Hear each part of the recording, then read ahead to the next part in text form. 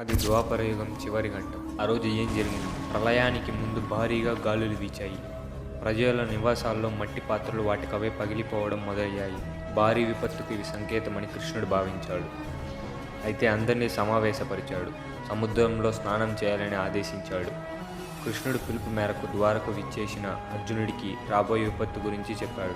మరో వారం రోజుల్లో ద్వారక సముద్రంలో మునిగిపోనుందని తెలిపాడు. ద్వారక ప్రజలకు సురక్షిత ప్రాంతాలకు తరలించాలని సూచించాడు.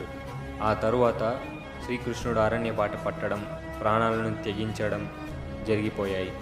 దీంతో అర్జునుడు, శ్రీకృష్ణుడు, బలరాముడు సహా యాదవులందరికీ అంత్యక్రియలు నిర్వహించి ద్వారక ప్రజలను, సంపదను వాహనాల్లోకి ఎక్కించి సురక్షిత ప్రాంతాలకు తరలించాడు.